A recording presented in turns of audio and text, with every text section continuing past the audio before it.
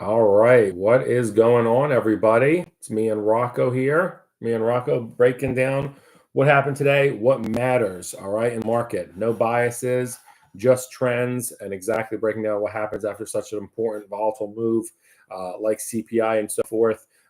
Market came back today hard, specifically growth. They were obsessed with growth. So let's take a look at what happened today. All right, so tech, growth, and gold all soar while nat gas reverses lower. You know, I've been looking for my entry to short nat gas, potentially green light on the opening door on that short very soon. We'll take a look at all the charts. But today was all about tech and growth. A couple factors, and video was up several percent. Apple as well, Amazon. So they flocked to mega cap tech. So let's take a look at some charts. I've been looking at names like this specifically, so I'm going to get my notepad out. I personally am of the belief that we can base for a couple of weeks, so I don't think the market rips one way or the other. I think we're kind of range bound right around this 5150 point in the S&P, but let's see. I love buying tech and these, obviously the things that have worked in the past 3, 6, 12 months. So let's take a look at some of these charts. Let's see if we have any entries and such for tomorrow. So let me see here. I should probably shave soon. All right, let's do dashboard. Okay, bang, bang. Here's SPY. That's a 1-year chart. I mean, if this is the most of a sell-off that we can get off those highs that we printed on March 28th at 525, call it, down to 518, $7, 1.5% away from new all-time highs, recovered, 75 bips of it today. I don't know how afraid you can be personally, but let's look at some setups. So XLK, we're looking at standard multiple standard deviation moves. The tech ETF had a multiple sigma move up 2%. Let me see something here. If this is what I was waiting for, I am ready to pounce on some of these names. Yeah, I think I'm going to. Let me see here. So the 21 EMA on this is rounding, but 207 even. It catapulted through that by $2. So it seems. My target for this is 215 if the market cooperates and you have a bit of a beta lift. Their institutions are still gobbling up tech though. It has been a losing trade versus SPY in terms of relative strength in this month since April 1st. But I like this. The trend is up. You can just see through this black line here, man. This is bottom left of your screen to the top right. There's margin expansion. These firms like NVIDIA are sold out for all of calendar year 2024 into 25 with their orders.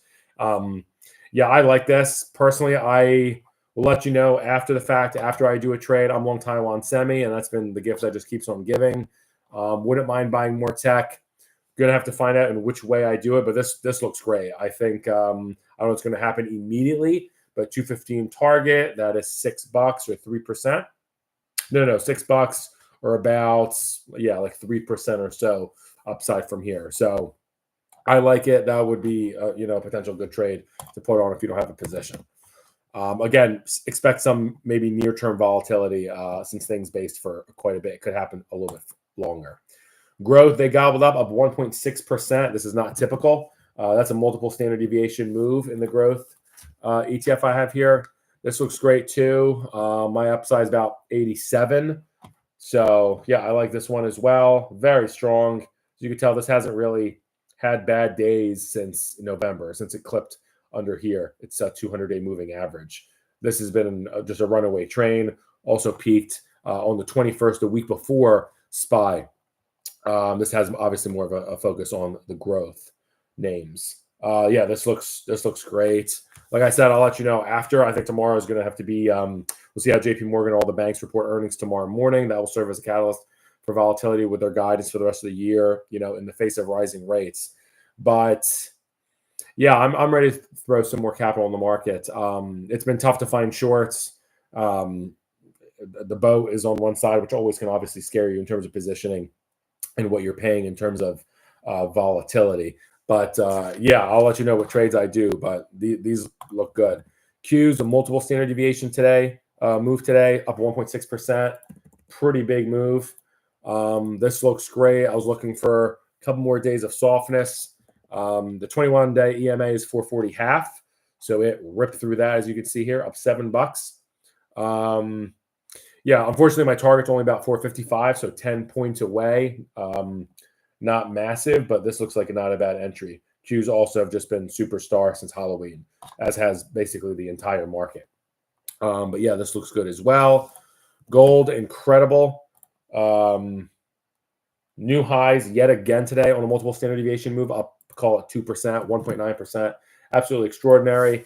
No other traders, obviously can't deny this trend. Am I buying it today? No. But if it bases and it comes down around here, ideally around 207, obviously each day I was saying, I think last week, let's get in at 200 if we can. Get in at 203, get in 207. Obviously keeps going higher and higher. Volume is still there. There really has been like an appetite for this since the end of February, early March. Could be a lot of reasons. Could be people think the Fed is going to cut in the face of a very strong economy, which would boost inflation much further and would support assets like this. Who knows? But this thing's been overbought and caught the apple of everyone's eye basically since March 1st. So we're going on this like 6-week crazy run here since 192 all the way to 220 here. It's at the upper band, 221, so $2 off. Very strong performer today, multiple standard deviation move, which is why it caught my attention. In South Korea, we've been all over this. One of the biggest losers. They had elections this week, a lot of stuff going on in the country. Fell below its Bollinger Band here. Look at that, right to its strong support, bounced up from 63 call to 65. A strong move today, up 2.5%. Don't really know what happened today. Don't really care. I'd be a better buyer of this, but I didn't act down here. I thought the market could base for a little bit. There's better areas to get your money, but this has had a volatile couple of days. This is on my radar just seemingly every day. Maybe if I don't really love emerging markets and like I have domestic bias just because of how much opportunity there is here and like the AI tailwinds and the Fed obsession. So I usually flock here, but that can be dangerous. Investor scope, when you narrow it. Geez. Even here, I mean, I like it here. I would buy this rather than sell it. Like I said, there's other better places for your money, but this could go to 66 and you make easy, not easy, but you can make another 2% or so. So not bad. Big mover today. But yeah, I'm not going to act on it. I can tell I'm going to be doing some trades tomorrow, it seems, but we'll see. May need more confirmation. So those were it for the biggest on the upside today. It was all about tech, growth, NASDAQ, gold, and South Korea. To the downside, a superstar has come for breath. I don't know if there's specific news in the sector. Obviously, rates are moving along. This insurance has been an absolute superstar since it bottomed here in June of last year. Just a monster run. Investors love the repeated flow of premiums being paid. It's almost like a SaaS business, but these insurers have amazing price power. If you look in the core CPE, one of the biggest components of why CPI is as high as it is auto insurance. Just absolutely insane. I think it was like up 20% or something year over year. So obviously they love that in the capital markets. A big sell-off today. This is a multiple standard deviation move down 2.7%. I don't see it as anything more than profit taking, but this has bucked its 50 RSI on the 14-day for the first time. And I'm talking really has broken it. If I even say it broke 40, it hasn't done that since October. So a little bit of concern. I think it might be rearing its head right here for a buy. Be careful. The institutions I'm seeing on the money flow aspect have kind of backed out of this since March 28th, right around those highs, which led to this weakness. I still think I'd be a better buyer, but I would go in a single name. I'd have to look at the constituents, but maybe a Travelers, Progressive. Progressive, I know, has been on fire. There's a couple of those names, but that was one of the only names that were down. And look at here, Nat Gas. Have been waiting for this. Been telling you guys by end of the week I'm going to end up shorting this. Look what happened, down 5% today. So hopefully, was that the whole move? Is there more to it? Let's see. My target, like I said, I wanted to get to 1660 to capture that. It didn't happen. It did get, to like 1560, which is nice. It hit a high of 1604 this morning, or yesterday morning, rather. The 21 EMA is 1546, so we clipped under that today. My target's 1382. I think I'm going to get a confirmation signal on this tomorrow to act. I'm not positive. So I'll keep you guys posted. My target on this is about 13.80, which would be $1.03. You got to be careful because these options are going to be expensive. So I have to do, put spread, subsidize a credit against it, maybe sell, next week 14 puts and then buy the Mays or something like that. I have to price that up. I'll let you guys know if I enter the trade. All right, top trades of the week from the long side. I feel like a broken freaking record. It's silver, the absolute best trade in the market. Long or short, up 6%, dude, in the past week. Absolutely crazy. I'm not buying here. Same conversation that I said for gold goes for silver. If this can get to around 23.75, I'd like to play, but this is just nuts. I'm not going to get back into this. I'm not going to get into this here. But the best trade in the market for the past week. If you're in this, pat yourself on the back. Gold miners, again, broken record, all commodity based. Gold miners, exact same story. Let it come back. Ideally, I want this to come back down to 31.5, which is insane because that's a 10% reduction, although it's up 2.33% today. So this has to consolidate base for me. It looks great, though, obviously. COPX, again, same stuff. Commodities, copper miners, the third best long in the market over the past week, up about 4%. This one peaked 2 days ago, so at least a little bit of come down. It's down, it was basically flat today, down a nickel or 15 bips, call it. Still overbought. It's going to really work itself off down to this about 43 level. That's like an 8% drawdown. So unless that happens, I'm not super interested. Gold is the fourth best long of the week. I'm not going to do that. Pull that chart up because we just did it earlier. Semiconductors, I always like seeing when this is on the gainers list, especially like towards the bottom, like number 5, which is where it sits now, because it lets me know that it's slowly becoming a risk on market again. And the SMH is not just a meaningless symbol. It is, the belle of the ball, the leader, essentially for the past year, one of the biggest beneficiaries of all this AI tailwind. So I have a note here to potentially get long this in about a week's time. I don't think, today was a big move, up 2.3%, but I have targets around, let me see here, 237 or so target, $10 away. Yeah, basically just tie it up with the maybe just under a hair of its March 8th 239 high. But I think this may need a little bit more time. If I get a signal, I'd be more than happy to potentially act. Like I said, I'm already long Taiwan semi, so I'm already in this space. But that lets me know there is some risk on coming back into the market. Biggest losers from the short side over the past week. It's crazy because it did its debut basically today on this list. It was the insurance subsector, the KIE, and I think that may be rearing, like I said, a trigger for a buy. So I like that there. Not going to pull up that chart because we just did it. And I don't like reruns, yo. All right, TLT bonds.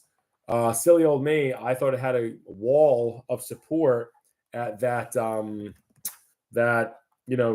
line. I have this on a couple of different charts. Right here, it was like a brick wall. It broke it today by 0.5%, which means yields rose and broke their upper head resistance. It equates to about 455, 460 in the 10-year. All that being said, what led today? Growth, tech. So I don't know if people are getting like freaked out by it, but I am a little bit surprised. I'm not going to buy this. I do think it probably mean reverts towards 93, which would mean a decline in rates, which is a tailwind for the market. You could see equities boost up a little bit higher. But yeah, it hasn't looked this week on an RSI basis since it was oversold back in October. So, you're talking significant weakness in bonds, which is strength in yields. Okay. Volatility, like I said, where I'd like to see SMH on that list of gainers. I like to see VXX on the list of losers because it means to me risk back on. Volatility is bleeding out. Investors want to put money to work. There's less, concern, as it were, in the market. VXX, remember I had also my trigger for this. I wanted it to ideally see, I would have loved as a confirmation, have it hit its head 1490 or so, and then come back down. It's hard to see on this chart. Don't worry, I'm doing the work for you. I got other charts up as well. it's sitting right now at its 21-day EMA. It's 1362. So, forgive 3 cents. After a big down move today, down 2%. And we had all that panic yesterday of CPI. So quite a bit of a reversal here. Let me look at stochastic momentum mix. Yeah, it even got higher than it did before, which, could let you know that there's a trend change. But, I mean, to be honest, I I don't know if I'm going to do it tomorrow, but I think this is on its way to about 1210, which would be a monster bleed. And I believe that would be new 52-week lows for VXX. Yes, it would be. So, which would likely equate with new 52-week and all-time highs for SPY.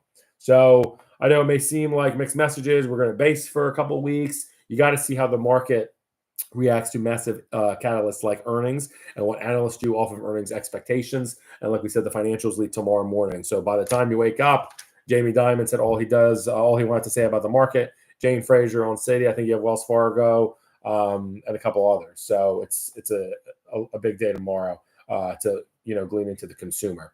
But yeah, VXX I think is possibly headed lower. So yeah, I think I'm going to have several trades potentially to do. KRE, one of the biggest losers, the fourth biggest loser from the short side, down 2.5% in the past week. Not horrendous, but it is, if you're looking for shorts, it's come this way from bonds, from vol, from regional banks. It's interesting. So similar to my thesis on TLT, where I thought bonds had that very strong support. So I similarly think the same thing about the regional banks here at 46. I know there's some really bad news for Morgan Stanley at the end of the day about being probed. Haha. But yeah, so I also got a relative strength sell signal on this. I just think there's not too much downside on this. I have a couple of markers here. This 200-day moving average has served as support going back to Thanksgiving.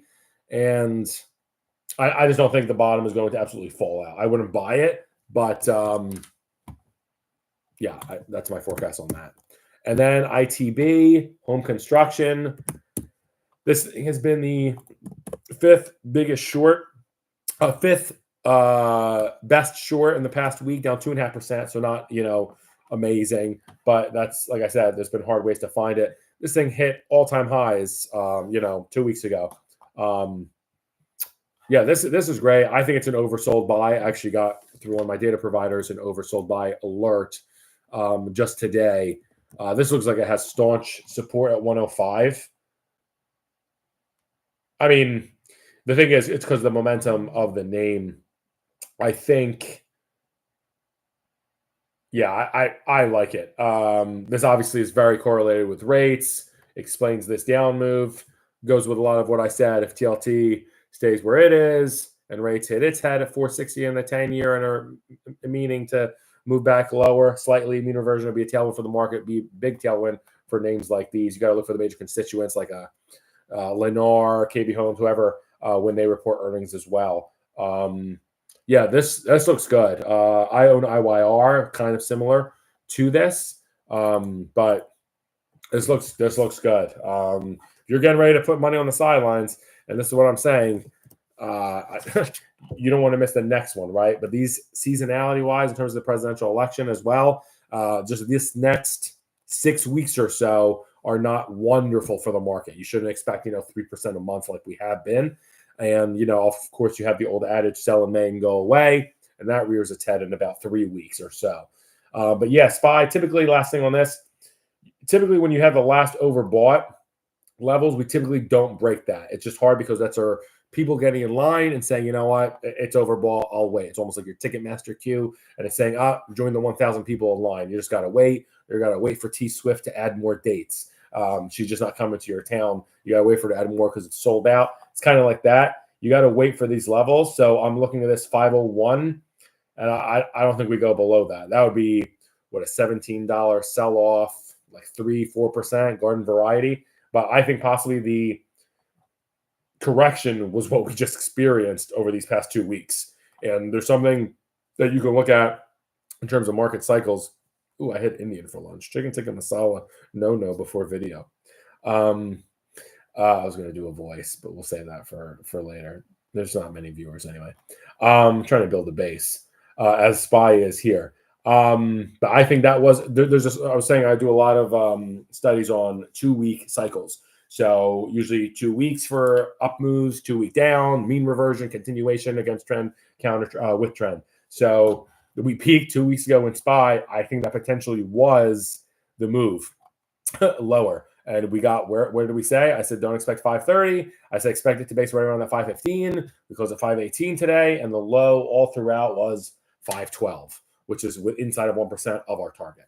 So a little bit concerning, I guess, just seeing the weakness. But you see this blue line here, this stochastic momentum mix, basically a momentum oscillator. The runner has been running nonstop, ribs popping, just like gasping for air since November 9th. So give him some rest, man. All right. So like the market just can't do this nonstop. We had an amazing run back here as well from May 30th to August 3rd, and then had to come down. We bucked the trend quite a bit. It led to lows in October. So we'll see. We're also less than, what is this? The highs are at 520. We're at 518, $7, 1.5% away from all-time highs. As a technician, you kind of got to spot the path of least resistance. So, and that's where we are. I mean, it's higher. So last night I just wanted to pull up the doc. Just one more thing I wanted to add on the bottom. I'm just start adding because I would like to see where money is flowing. I do with trend or counter trend. And this is going to be based on essentially 1, 3, 6, and 12-month lookbacks. I will average them, as it were, if it's right in the middle or murky or something's dead money, meaning the 200 days just dead, stabilizing, 50-day moving average going nowhere, and so on, just no velocity. But best 3 absolute trades of the week, absolute meaning inside of long, shorts, whatever. Best trade of the week, congrats if you have this, long silver. If you're buying, gold bars and all that, silver bars at Costco, I read they're selling, like hundreds of millions a month. That is with trend. Congratulations. Trading trends pays and works. And that's what these videos are all about. Second, long GDX. These are super correlated. I usually try to keep them different, but no biases in this recap of the markets. It's long gold miners. That is with trend. And then the third best trade of the week, it's a short, and it's going to be short the insurers, which is a crazy thing to say because they've been absolute superstars for years now. And that is counter trends. I want to highlight that. All right, tomorrow morning, JP Morgan, all those banks reports. We'll see if it moves the market. All right, we'll see you tomorrow. Rocco, say bye. You're shaking for you.